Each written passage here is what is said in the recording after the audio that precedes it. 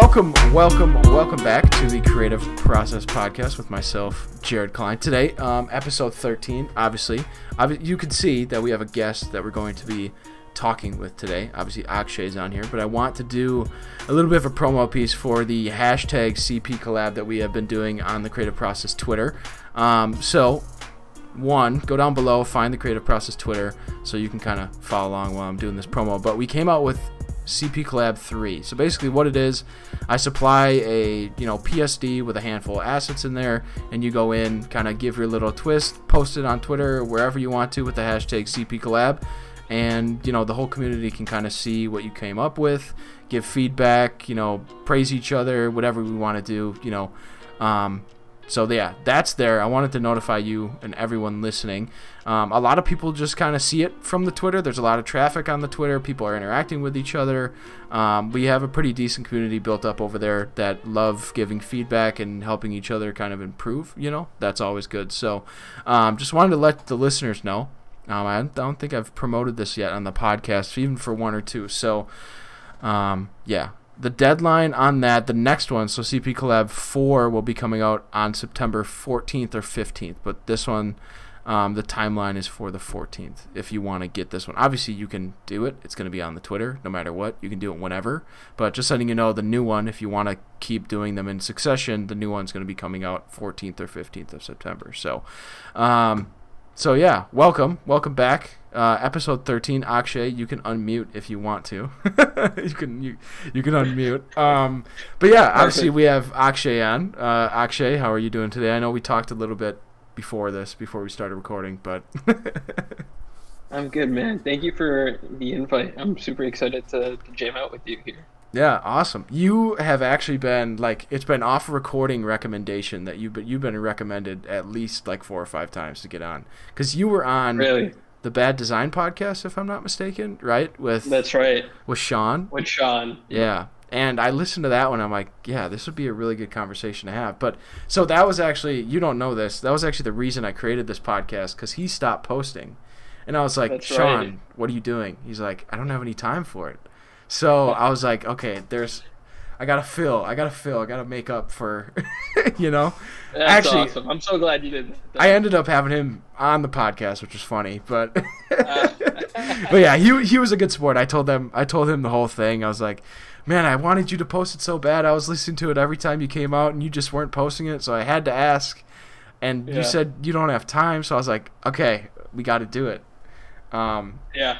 But yeah, so Akshay, welcome. Kind of for the people that don't know who you are. Actually, first off, I want to do this plug for you. Go down below.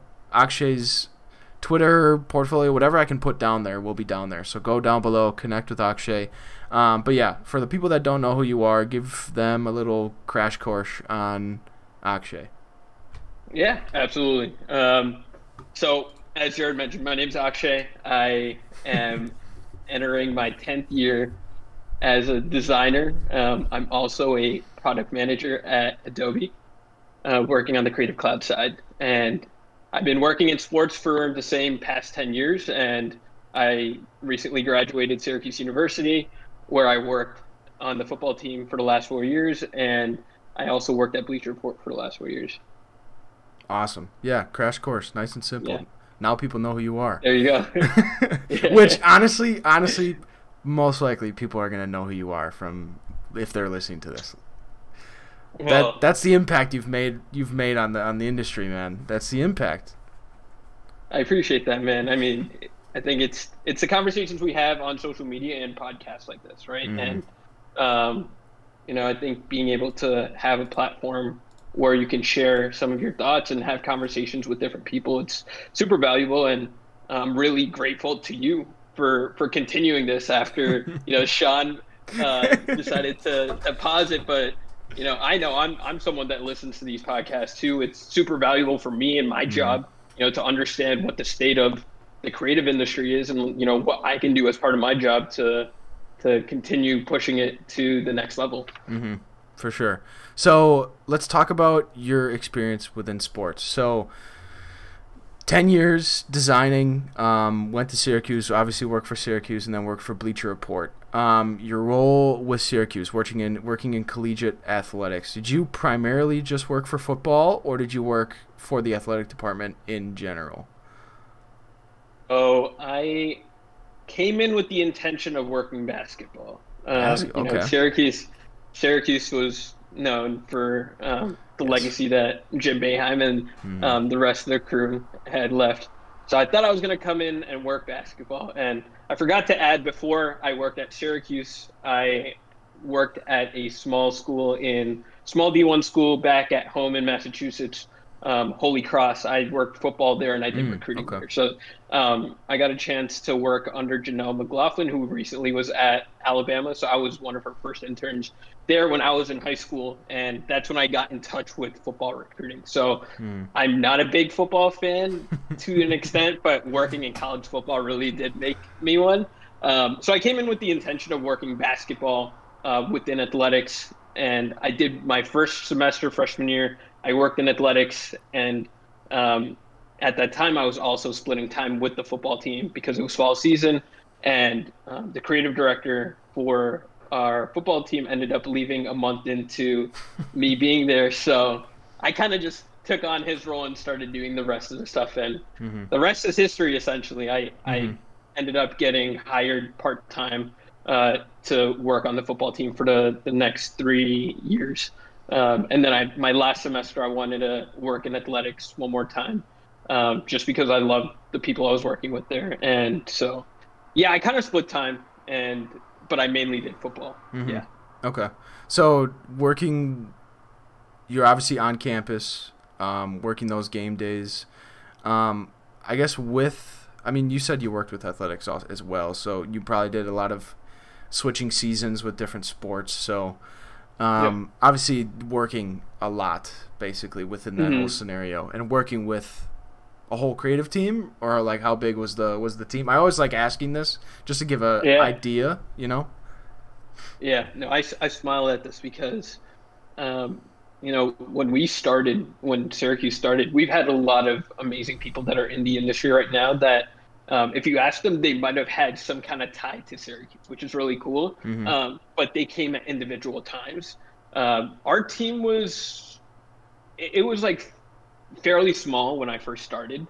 And as time went on and, sports design became more prominent, there was more value to it. Hmm. It started getting bigger, and it was mainly from an intern standpoint that we started to grow.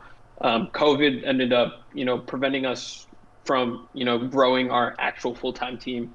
But it's really exciting to hear from our interns and now our new full-time creative staff that they have at Syracuse right now, what their capacity is like compared to my time. It was me and a few others, and then Noah Hammerman, who now works at the 49ers. It was essentially just us two from a design standpoint, Hmm.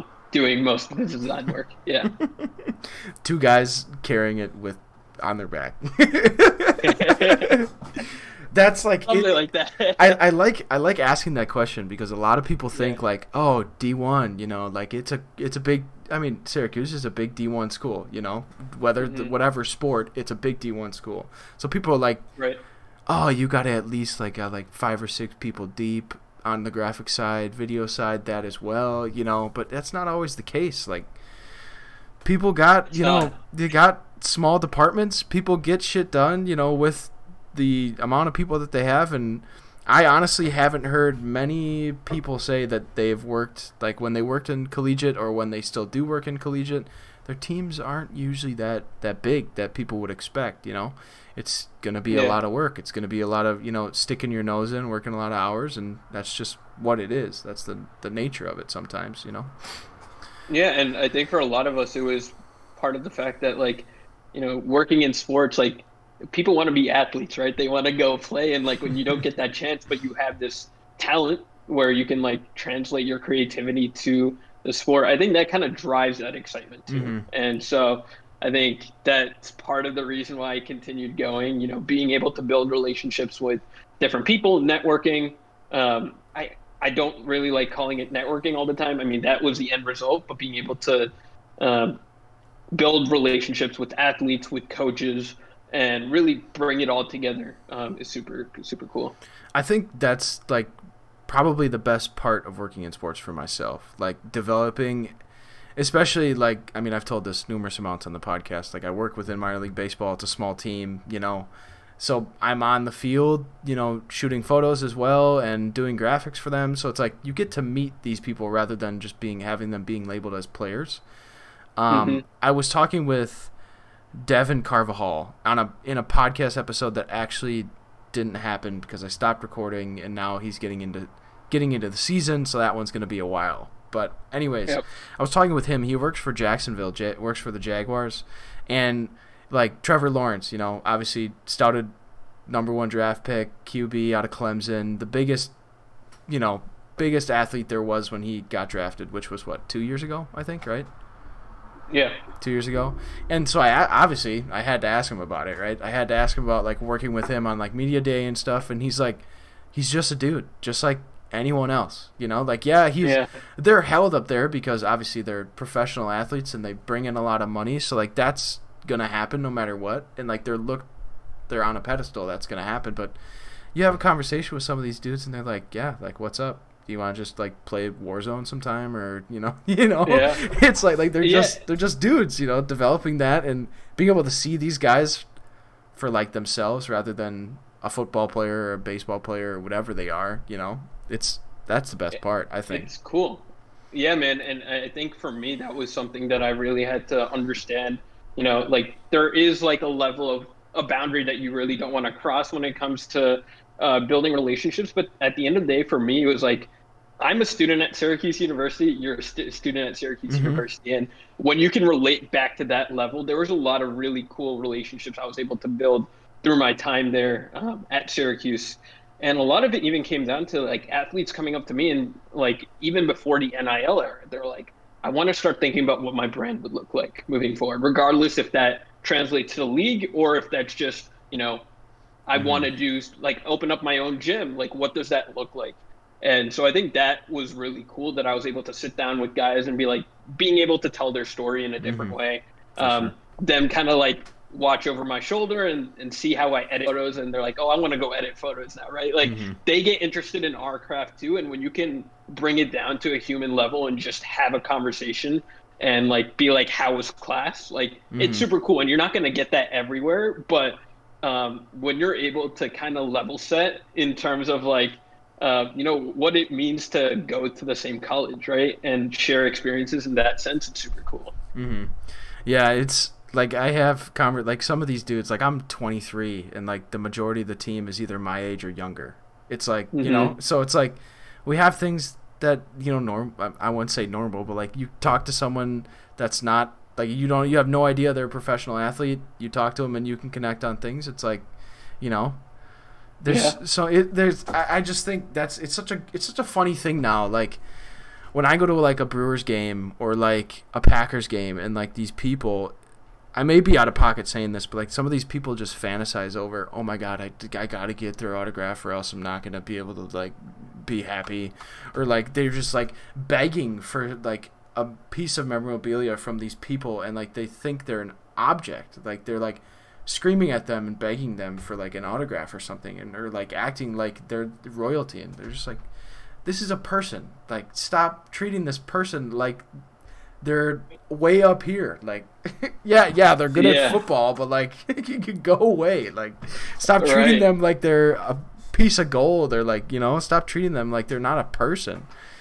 Yeah, and you know what, I'll add this quickly and then we can talk more, but I think the transfer portal too was like an interesting time where like you see players, you know, maybe they don't make the starting lineup of their team and they have to transfer somewhere else. There's a human side of like that transition too, right? It's not like, you know, like they're forcing themselves. And I think a lot of conversations I've had with past athletes that ended up moving on, or even if it's a coach, right, that wants to take another position somewhere else, you see what that human side is. Like there's a lot of things that happen there. And I think the funny part that I'll touch on is this past weekend was the first weekend I could actually watch sports as a fan. And I'm watching a whole slate of football on a Saturday. And every game I could notice someone on the sideline that I either worked with, or I built a relationship with, where I could just send a text and have a conversation with. And it blew my mind at the like that night where I was just like, these like when you work in sports and maybe people shift and move around so quick, you can still build relationships, and the network that you do end up building is visible when you can watch it on a TV screen and be like, oh, I know that guy, and like he's doing something that I'm watching as entertainment. And I was just like, wow, that's crazy. Like starting quarterback for another school, like was a friend or like another coach that I built a good relationship doing recruiting stuff. Like that was really cool to see, and it's cool to see that that is something you get while working in sports.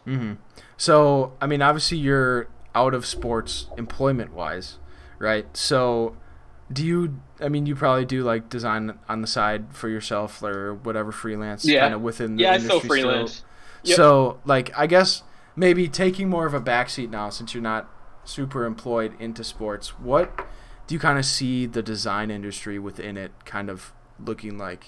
You know, what's like your overarching opinion on it? What's like, I dare say the worst things? Honestly, I mean, talking about the bad things is the only way we improve, you know? So yeah, let's do it. Kind of being on the back, you know, sitting in your sofa, watching the community attack each other, you know?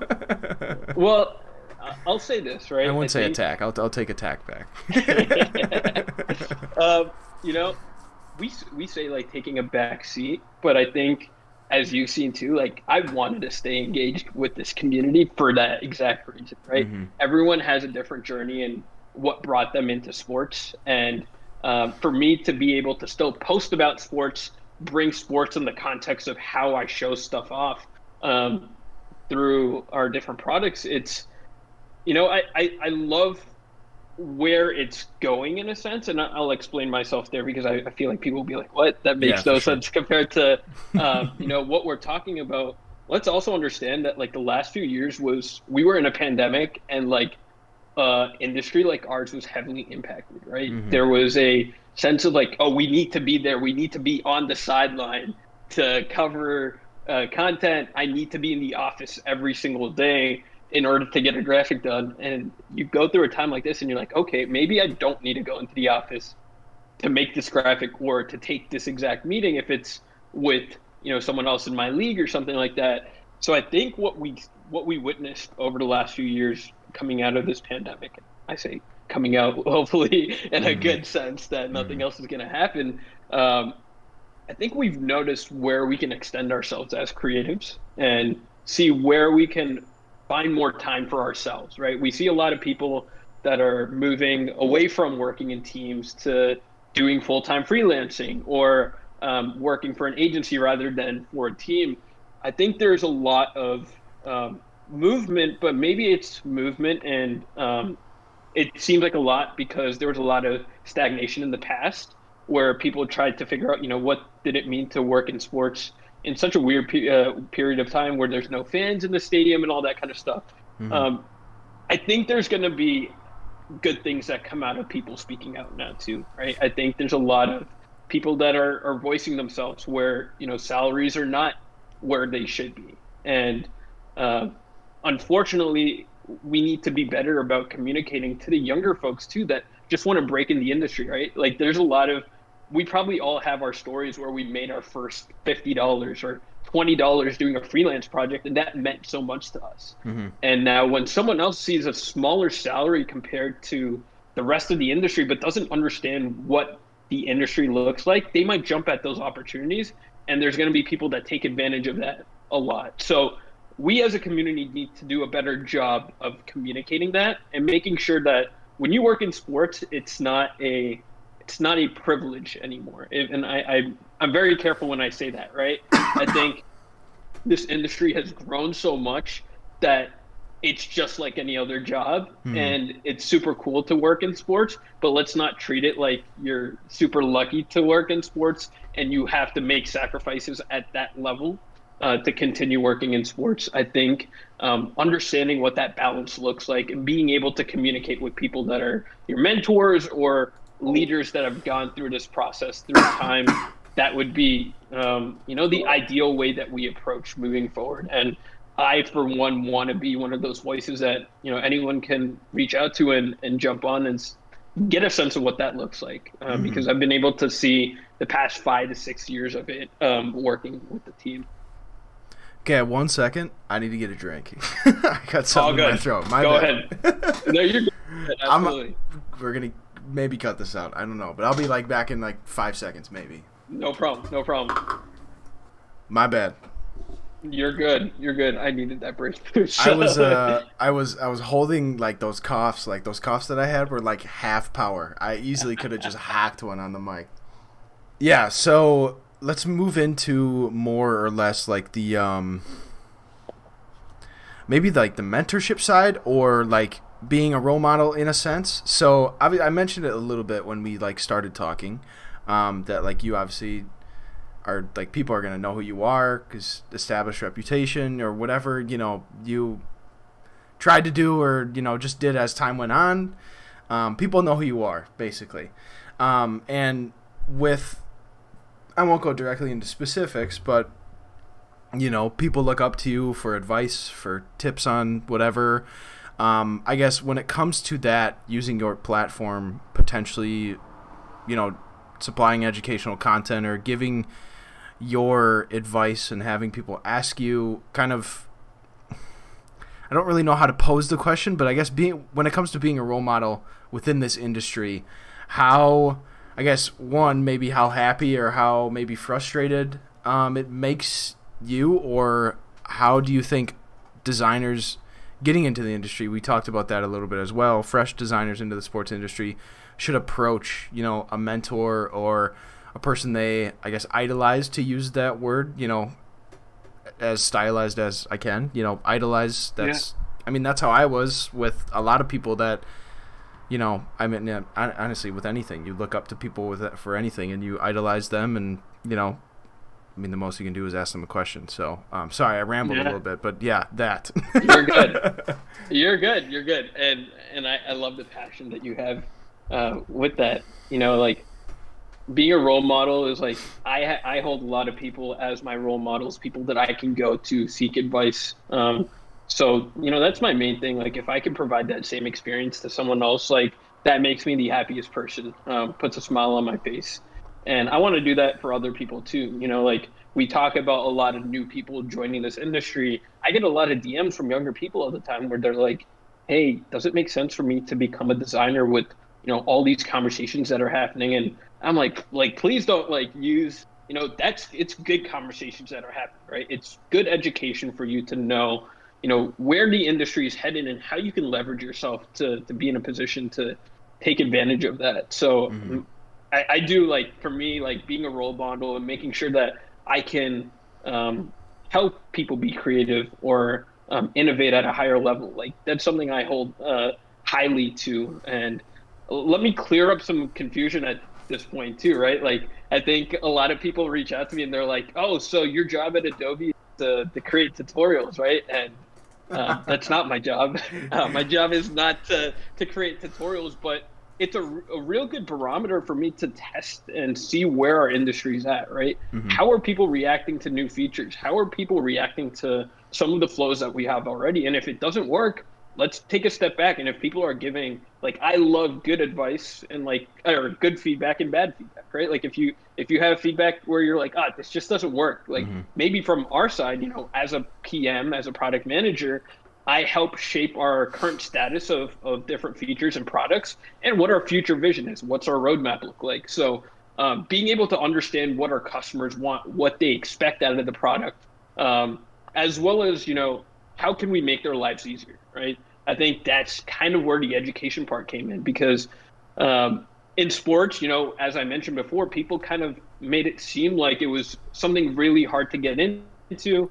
And if we wanted to find a better way to educate them to feel like it's easier to get in, or you don't need to go and get a degree as a graphic designer, right?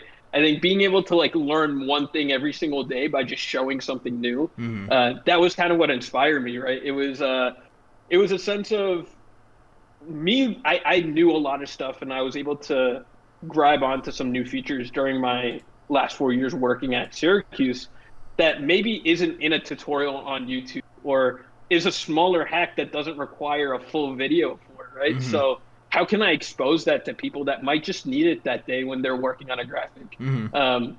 And that's where I felt like it was good for. Give me 1 second. I'm sorry. No, you're fine.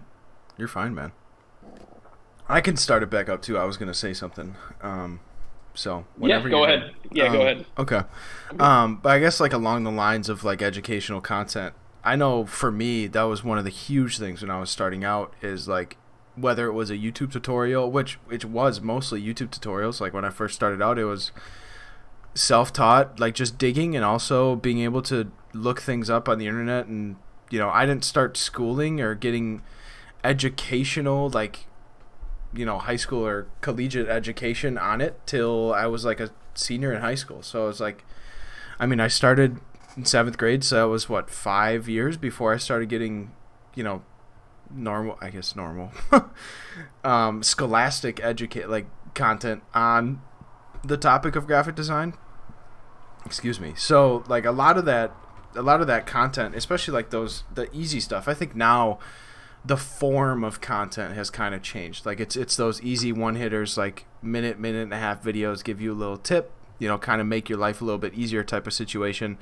But obviously now there's more places for that educational content, like Skillshare or Udemy or, if you don't want to pay, just go on YouTube. Like I said, like there's a lot of different avenues you can take to gain knowledge within this thing. And you said you've listened to a couple episodes, and I guarantee this type of stuff has been mentioned in it. We talk about this a lot on the podcast. It's like, I'm kind of going slightly off tangent, but like college isn't 100% a necessity anymore for this career field. Like a perfect example, I don't know if you went to college for graphic design, like you majored in graphic design. Okay, no. So I did not. Another perfect example, but I was gonna say Neil Patel. Like Neil has been working with UConn. He goes to school at UConn, does graphic design for UConn, but he's not majoring in graphic design. He's majoring in like engineering or something.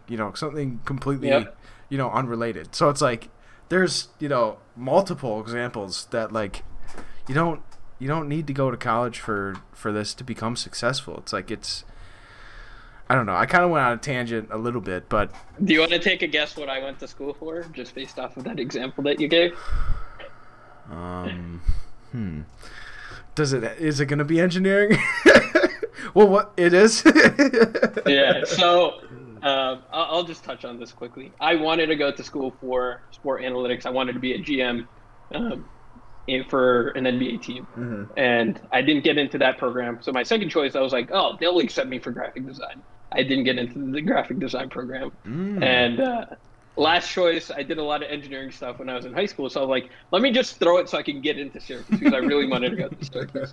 So I ended up being an engineering major. And a lot of the skills that I learned during my time, I'm not the best programmer or anything, but there was a lot of intangible skills that I learned during that time, which allowed me to be more comfortable making a career shift, first job out of college, right? So I 100% agree with you. I think we've gone from a time where it was required to go to school and have this many years working in the industry to get a job like this. Then it went to, okay, well, I hope you went to school for this and you get a job off of that. And then now it's just like, if you're creative and you're talented, that shouldn't stop you from getting a creative job. And I think that's something that we've noticed from an industry standpoint on how that shifted. And for people like me, it's benefited that like if you have the skills and you have the talent, it doesn't matter what exactly your degree says, but there might be some working in college athletics. I think I got a lot more out of working in college athletics than going to school. Frankly, at Syracuse. So I think that was a big part of it. So I think understanding that part of it too, like you don't have to go to school, but there are some stuff that going to college and maybe being surrounded by the right people can help you out with moving forward. Yeah, I was like, that's something that I don't want to say it's like the other side of the sword, but I guess in a way it kind of is. Like we say, you don't really need to go to college, but like also you're 18, like at least in my case, I didn't really want to go to college, but I still wanted the collegiate experience. Like, I wanted to go to college, meet new people, experience a different town, experience like a whole completely different atmosphere than what I was used to. But that's just me. Like, you know, if that's not you, and you just like, you know, either move someplace on your own, you're ambitious, you just don't really want to do the college route of doing that, which 100%, honestly, wasting, I guess I don't want to say wasting, but paying to get that experience is completely different than just naturally growing into it, you know. So who knows? Yeah. But let me add this right here. If for the younger people that are thinking about going to college and all that stuff, I think about it this way. Something that I used when I left college and when I was evaluating if I wanted to go to Adobe or go stay in sports, work for one of the teams that had sent me an offer. One thing I was thinking at the back of my mind is I paid a certain amount to go to school. If I'm interested in a job, I want that job to be paying me equally to what I paid to go to school or more, right? I went to school and I chose that as an investment on myself. So if you do choose to go to school, maybe think about it as an investment, right? How can you use that as leverage to continue growing in your career? And it worked out in my favor, but that might be something. I don't think people talk about that concept a lot. But think of college if you do choose to go that route, and you don't have to, but think of it as an investment on yourself and use that as like a marker of how you want to approach moving forward. And that doesn't mean that you shouldn't take chances on yourself to try something new and take a step back, but that might ease a little bit of the discomfort that people have when jumping to an industry like this or even going into college for it. So that's just one piece of advice that I'd provide there. Yeah, I like that. I don't think that's something I definitely haven't thought about and like, I guess, verbalized, if that's a word. I think that's a word. Verbalized on this. But yeah, that's actually a really good way of thinking about it, especially if you're like looking back on it and being like, you know what, like if you're starting to think that you wasted time there, you know, that's honestly that's kind of me. So that's a great thing you said that, because that makes me think a little bit differently about it too. Because I was in it like sophomore year, I almost dropped out of college. I was like, look, like I'm done. Like it's just not it. Like I don't really, it's just not it. And I had conversations with my parents and a couple of my friends, and they're like, look, a lot of it was like, look, you're like halfway done, you know, you might as well just do the other half.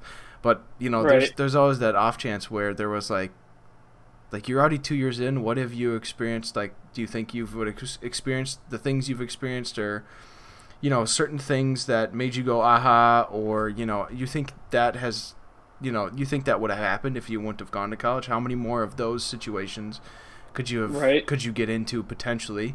Or, you know, if you don't, how can you look back on this and be like, you know, how did this change me, or how did this help me, or, you know, whatever the situation may be. So, yeah, that is something I really haven't thought much about. I mean, I graduated May of 21, so yeah, last May, almost about a year and almost 4 months. Right? So yeah, so it's it's taken me almost a year and a half to think about it that way. But hey, it has to happen sometime, you know. I just think it's a good reframing of the whole concept. For right? sure, I think. Like, we're definitely in a time where people think, you know, they are going through that process of whether that makes sense for them or not. And that's something that's given me more comfort as I've approached that thought process, because I'm like, oh, I worked, you know, like 80% of my time at school and 20% I went to class for. That's just how I balanced my time. But, you know, maybe it was worth it, because being in that situation, getting to meet someone from a different creative department every week, during matchups, like, I think maybe that was valuable for something in the long run. For sure. So I guess moving outside of, you know, I don't want to say like, I guess outside of current career, and then looking looking forward for yourself, where do you see yourself kind of ending up? Can you, like, what's like your end goal in mind? Where do you want to kind of just go from here? I don't think I've asked this yet, so this is a great thing I want to ask. That's a good question. Because not a lot of people think about that. They're like, okay, what can I do in like 3 months that'll, you know, make me more money or get me a job that I'm looking for, or, you know, whatever. They don't really think like 10, 15, 20 years down the road? Yeah, no, it's a really good question. It's something I would have been able to answer 2 years ago if you asked me, or last year, or 3 years ago. I mean, I didn't know what being a product manager was 3 years ago. I Mm-hmm. was introduced because I put out a tweet and I mentioned Adobe and I said, hey, this is a really cool feature. And then I got connected with the people at Adobe because of that tweet. Mm-hmm. Before that, I didn't know what product was or, what that would look like. And so if you asked me before then, I would have been like, I'm going to be a GM of an NBA team. Like I'm gonna win like 10 championships. Like, like I would have had like some big aspirations. Mm-hmm. I think what grabbing this new job has shown me is like it's a reset, right? Because it's a new industry. So there's so much velocity to grow and really understand what people want, what customers expect, like what the future of being a creative and the tools that they need to facilitate that would be. Mm-hmm. So I think that's kind of where it is. Like I want to continue helping creatives, regardless if that's building products that, enhance and help you be more innovative, or if it's, sharing content where people can get a better understanding of it. In the past, I would have defined myself under one kind of scope or one title. As I'm like approaching my new job, I've realized that I've done a couple different stuff. I've had a couple different roles within my own title that Mm-hmm. I don't know exactly what that full title is going to be, but the way I see it, I think my future job, maybe in the next 5 to 10 years, is not defined yet, and it's something that's going to be shaped as more people do it. So the answer I give to everyone is my future job doesn't exist, and it's going to exist when people start demanding new tools and new ways they want to go about stuff, because I want to change as time changes. Mm-hmm. That's actually a great answer. I was gonna ask about like how fathomable now, especially within what we do, is like an end goal. Like how, I mean, obviously, like that's a thing anyone can have. You can have like what you want to get to, but like I feel like change is just something that's just a part of what we do. Like whether it's constant or it always seems like it's quick change. Couple year turnaround to where in some industries it's like for 45 years you could be doing the same thing, and it's Right. just that's just it, that's just what it is. To where I feel like what we work into, especially, I think it comes with the nature of what we do. Like when it comes to sports, it's working with, especially now with NIL, that was a huge change, and now all that stuff is kind of completely revamping how people look at players and how organizations and universities look at players. But even with like social and when it comes to like what you're working on, like the products we use and everything like that, but also like in your case, you don't know what you guys could come up with in 2-3 years. Basically just what you just said. Like when creatives need something, you need to provide, and you don't know what that's going to be. So it's like constant crisscrossing and going back and forth and everywhere. So it's like I think that's just the nature. I feel like it's hard. Right. It's hard to predict. Like obviously, like I said, I can obviously have a goal, but like to predict, okay, in X amount of years, I'm gonna be here, or like obviously it could happen, but the change is more, I guess, will relevant be the right word? Probably not. Change is more like there. It happens a lot, and I think It's inevitable, right? Good word, yes, that's the word I was looking. That's the word I was looking for. Yeah. Yeah, no, I mean, you're 100% right, man. Like I talk to a lot of people, and even back in the days when I did want to be a designer, like I was like, oh, I'm going to be a creative director one day. But what does creative director mean, right? Like that's just a title to us, but what does that responsibility look like? I think this is a very unique and interesting industry where as we're younger, we have all these ambitions of like what we want to accomplish from it. But, life comes at us, right? Like, we maybe start families and we want to see how we can best balance that work-life balance, right? And how can we contribute to that industry and keep pushing ourselves to grow?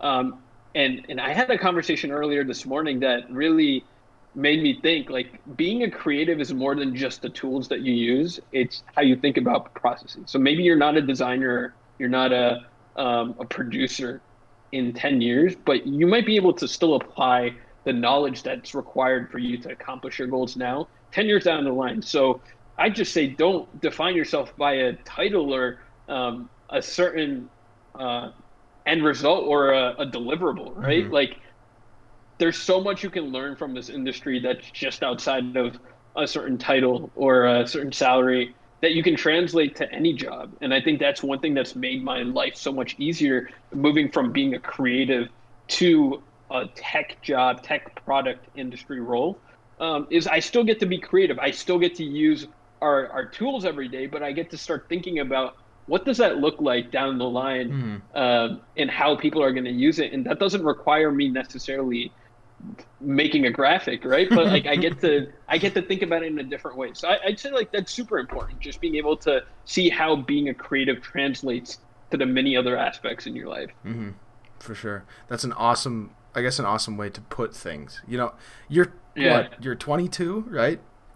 You have a lot of wisdom and a lot of like it seems like you've experienced a lot for like being 22 years old. It's like just listening to you talk about some of these things, you're like you know what you're fucking talking about. Excuse my language, but you know what you're fucking talking about. Just like listening to you kind of talk about, especially saying things like this, like an end goal or like, you know, consideration of like your experiences and basing everything off of that. Like you got a lot of wisdom for how young you are. It's awesome. It's awesome to hear that. It really is. I appreciate that, I'm 23, so it's like I'm not like 50 you're not talking. Too much older. Yeah.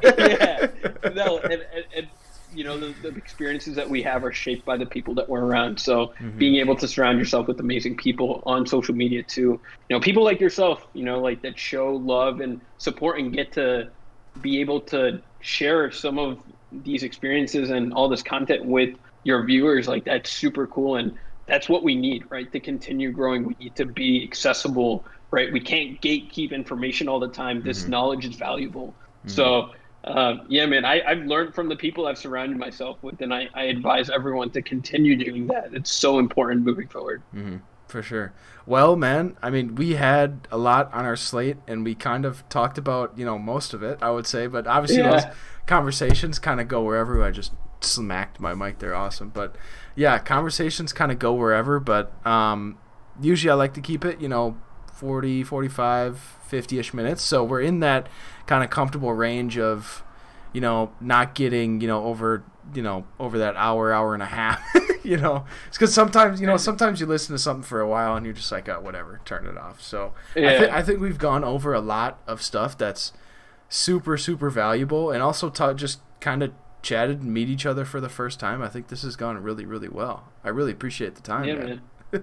Absolutely. Anytime, you know, the things that you share, I think it's just really cool to jam out sometimes and be like, hey, you know, like, what's top of mind for you? You know, like, what's the state of the union in a sense, right? Like, where do you see things? Like, how do you continue growing? So I think it's really cool to leverage podcasts like this where you can just have a conversation and that conversation is valuable for someone else learning about it. So yeah, man, really appreciate it and would love to continue chatting, you know, moving forward. And and I'd also say if anyone else wants to reach out to me, like my DMs are open. I do love having these conversations. And if I can help anyone, you know, that makes me super happy and it puts a smile on my face. So any way I can help anyone, just please feel free to reach out. Yeah, I was just actually going to plug you after you got done talking, but you just did it. So you're good, man. But yeah, all Akshay's stuff will be down below. So make sure you go down below, check all that out. But yeah, everyone, this has been episode 13 of the Creative Process Podcast for season 3. So thank you for coming out today and listening. As always, I appreciate it.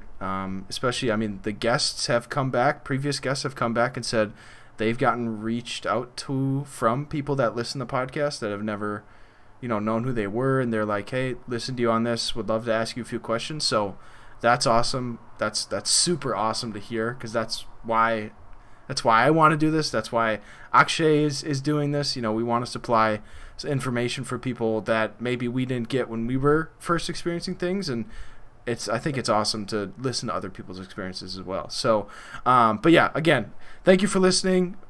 Can't wait to have you guys back on and listening next week for episode 14. But as always, make sure you tell someone that you love them today, and we will see you next time. All right, take it easy.